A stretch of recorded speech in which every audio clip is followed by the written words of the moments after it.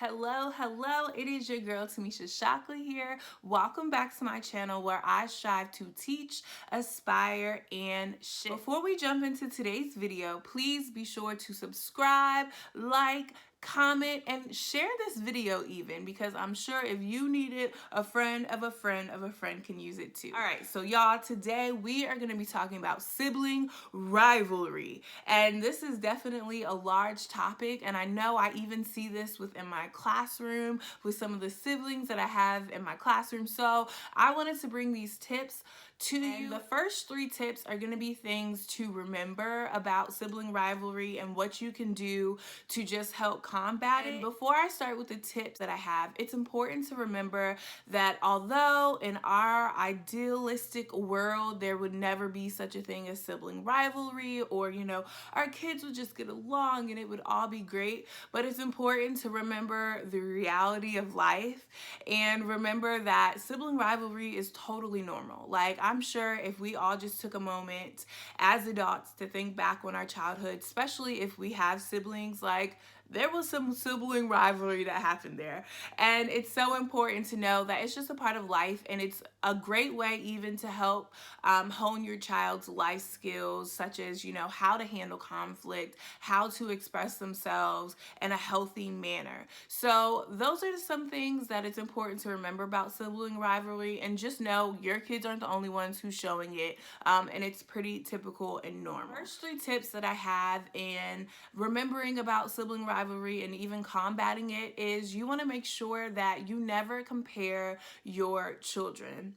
And it's important that you're not comparing them to one another, because it's just going to kind of ignite the fire of that rivalry and that competition between one another. The second thing that you want to do to help combat sibling rivalry is you want to celebrate your kids' differences. You want to celebrate their uniquenesses.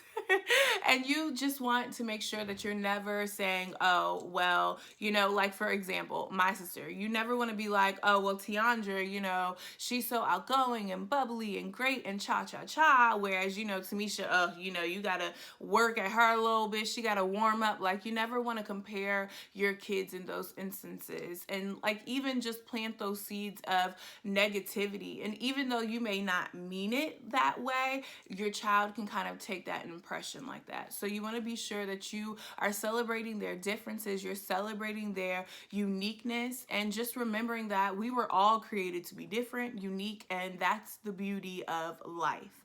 Okay? Third tip that I have in combating sibling rivalry is you want to ensure that you're meeting the individual needs of your kids. So that kind of goes into play with, celebrating their uniqueness. It also goes into play with not comparing them. And this is something that I will say that really drew me to the Montessori world and the Montessori philosophy. Is it was never because you would look at the traditional classroom and it's kind of looking at a group of students collectively. Whereas in the Montessori world, it's really looking at each individual child's needs, where they're at, and what they need to succeed. So you never want to just generalize your kids, and you want to make sure that you are looking at what each individual child may need. So let's say you have 3 kids, and you may have 2 of those kids that you always have to check in on and make sure that they're doing what they're supposed to be doing, whereas your 3rd child, that she's going to be doing what she needs to do, or he's going to be doing what he needs to do, so you rarely ever check in. And the last thing you want is for that 3rd child to be thinking, oh, mom or dad doesn't, they don't really check in with me, they don't really care about me, they don't really love me, but they're showing that favoritism to the other 2. And so you want to make sure that you are meeting the needs of all your children, your students, and that you're not generalizing them and just saying that one bill fits all. So those are some tips that you can use within your home to help lessen sibling rivalry. But remember, it's normal, it's going to happen, and that's okay. So I hope that these tips help. Leave a comment down below. What are some stories that you have growing up from your siblings? What are some things that you've noticed within your kids and their siblings? And like I said, I hope this video helped. helps. And remember to like, comment, subscribe, and even share this video. And I will see you guys in my next video. All right, take care. Bye-bye.